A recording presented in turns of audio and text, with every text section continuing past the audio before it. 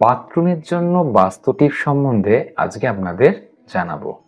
কোথায় থাকবে আয়না, কোথায় রাখবেন ওয়াশ বেসিন, কোথায় রাখবেন শাওয়ার, বৈদ্যুতিক সুইচ বা বৈদ্যুতিক যন্ত্রপাতিগুলো, লাইট, গিজার কোথায় রাখবেন, কোন দিকে রাখতে হবে ঢাল বাথরুমের, বাথটবটি বা কোথায় রাখবেন, বাথটবটি যদি রাখেন তার মাথাটি কোন দিকে রাখতে হবে, কি রং করবেন, আয়না কোথায় রাখবেন, দরজাটা কোন দিকে খুলবে, এই সমস্ত নিয়েই আজকে আপনাদেরকে জানাবো।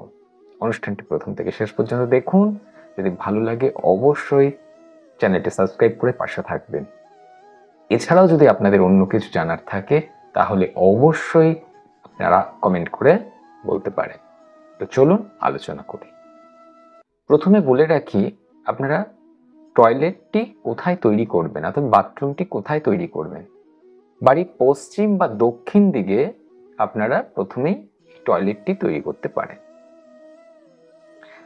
যদি জায়গা কম থাকে তাহলে বাড়ির উত্তর পশ্চিমে করা যেতে পারে, কিন্তু কখনোই উত্তর পূর্ব কোণে করা যাবে না এবং বাড়ির ব্রহ্মস্থানে করা যাবে না। এই দুটো দিক অ্যাভয়েড করে চলুন এবং যে দুটো দিক বললাম সে দুটো দিক আপনারা তৈরি করুন। দ্বিতীয় যে কথাটি বলবো সেটা হচ্ছে বৈদ্যুতিক যন্ত্রপাতি, লাইট, গিজার, এগুলো আপনারা কোন দিকে রাখবেন। এগুলো আপনাদের বাড়ির বাথরুমে দক্ষিণ পূর্ব দিকে রাখা উচিত। দক্ষিণ পূর্ব দিকে যদি আপনারা এই জিনিসগুলো রাখেন তাহলে বাস্তু মেনে আপনার বাথরুমটি তৈরি হবে। দ্বিতীয় হচ্ছে ওয়াশ বেসিন বা শাওয়ার এবং যে শাওয়ারটা হয়, এই ওয়াশ বেসিন বা শাওয়ারটি যদি আপনাদের করতে হয় তাহলে অবশ্যই উত্তর পূর্ব দিকে থাকতে হবে, তাহলে সেটা বাস্তু মেনে তৈরি করা হবে। যে আয়নাটি আপনারা বাথরুমে ব্যবহার করবেন সেটি অবশ্যই যাতে পূর্ব দিকের দেয়ালে থাকে। যদি পূর্ব দিকের দেয়ালে না রাখতে পারেন তাহলে অবশ্যই আপনারা উত্তর দিকের দেয়ালে রাখবেন। এবার আপনার যে কোমরটিতে বসছেন সেই কোমরটি অবশ্যই উত্তর দক্ষিণে মুখ করে রাখতে হবে, অন্যথা সেটি সমস্যা দেখা দিতে পারে। বাথরুমের যে ঢালটা আপনারা করবেন সেই ঢালটা অবশ্যই উত্তর পূর্ব দিকে রাখতে হবে। উত্তর পূর্ব দিকে যদি বাড়ির বাথরুমের ঢাল রাখেন সেটা সব থেকে আদর্শ দিক। বাথরুমে পাশে কখনোই রান্নাঘর করবেন না, কখনোই ঠাকুর ঘর করবেন না, বা বাথরুমের উপরেও, বাথরুমের ছাদের উপরেও রান্নাঘর বা ঠাকুর ঘর কখনোই করবেন না। এটি বাস্তুর দোষ তৈরি করে। বাথটবের মাথাটা অবশ্যই সবসময় দক্ষিণ দিকে রাখবেন। উত্তর দক্ষিণে মুখ করে বাথটবটি বসাবেন এবং যে মাথাটি হবে বাথটবে সেটা অবশ্যই আপনাদের দক্ষিণ দিকে রাখতে হবে। নোংরা জল নিষ্কাশনের জন্য উত্তর পূর্ব দিক বা উত্তর দিক সব থেকে ভালো। এছাড়াও আপনি বাথরুমের উপরে যে ট্যাঙ্কটি করবেন সেটি অবশ্যই দক্ষিণ পশ্চিম দিকে করতে হবে। তবে মাথায় রাখতে হবে বাথরুমে যেন কখনো না জল জমে থাকে, কারণ বাথরুমে যদি জল জমে থাকে তাহলে সেটা কিন্তু বাস্তুদোষ বাড়িয়ে দেয়।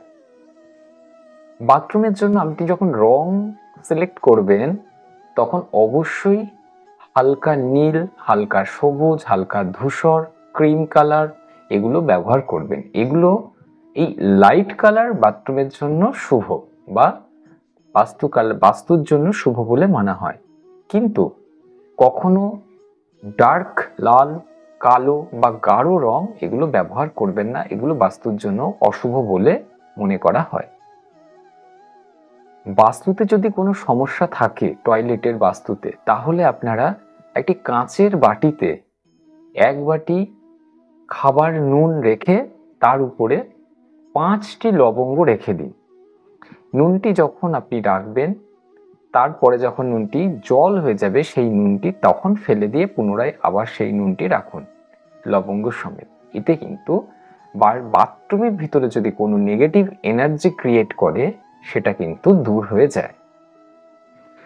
বাথরুমের ভেন্টিলেশন এবং আলো বাতাসের উপরেও বেশ নজর দিতে হবে, তার কারণ পর্যাপ্ত আলো বাতাস বা ভেন্টিলেশন যদি না থাকে আমাদের দোষ তৈরি হয়। তাই জানলা বা এক্সস্ট ফ্যান উত্তর বা পূর্ব দিকে রাখতে হবে। উত্তর দিক বা পূর্ব দিক সবসময় এক্সস্ট ফ্যান বা বাথরুমের যে জানলা সেটি আপনারা করুন, সেটা বাস্তুর জন্য খুব ভালো হয়। সবশেষে বলে রাখি, যখন বাথরুম ব্যবহার করবেন না তখন অবশ্যই টয়লেটের ঢাকনাটা ঢেকে রাখবেন, বাথরুমের দরজা সবসময় বন্ধ রাখবেন। শেষে আরেকটা কথা বলে রাখি, বাথরুমের সোজাসুজি কখনো রান্নাঘর বা ঠাকুর ঘরও করবেন না। আপনার বাথরুম যেখানে থাকবে, বাথরুমের যে দরজাটি ওপেন হচ্ছে সেই দরজার ওপেনের সোজাসুজি ঠাকুর ঘর বা রান্নাঘর রাখা কখনোই উচিত নয়।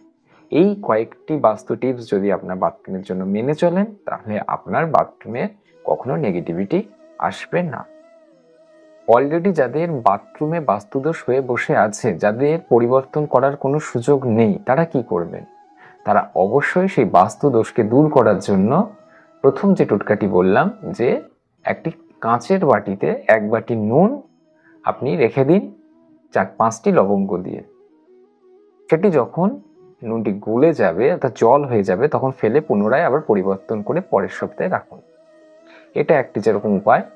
দ্বিতীয় আরেকটি উপায় বলছি, সেটি হচ্ছে বাস্তু পিরামিড।